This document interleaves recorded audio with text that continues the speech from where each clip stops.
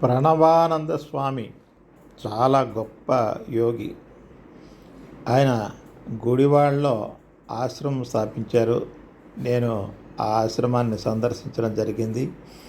గుడివాడలో ఆయన భక్తులు కూడా చాలామంది ఉన్నారు.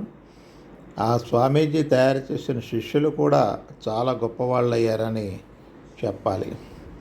ప్రణవానంద స్వామి ఆయన జీవించున్న కాలంలో మలయాళ స్వామి మరియు రమణ మహర్షి వారిని సందర్శిస్తుండేవారు.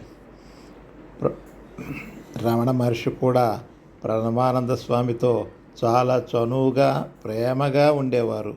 ఇద్దరు ఒకరిపై ఒకరు జోక్స్ కూడా వేసుకునేవారు.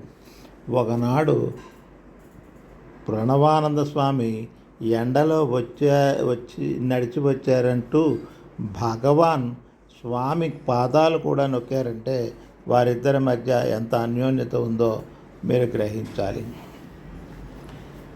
ప్రణవానంద స్వామి ఆశ్రమం వదిలి వెళ్ళిపోతున్నప్పుడు భగవాన్ కాసేపు ఆగండి, కర్రను నినుపు చేస్తున్నాను, తీసుకువెళ్దురు కానీ అని భగవాన్ అన్నారు. దానికి సమాధానంగా ప్రణవానంద స్వామి ఏమన్నారంటే, ఎవరికి కావాలండి మీ చేతి కర్ర?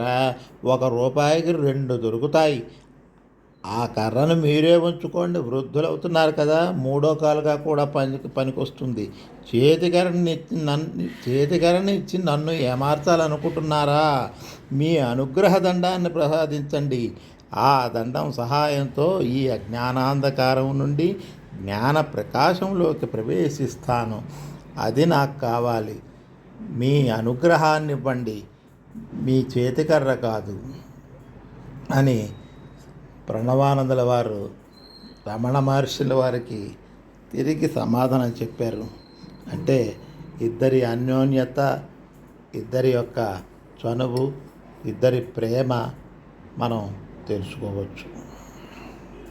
ఇద్దరు యోగుల సమాగం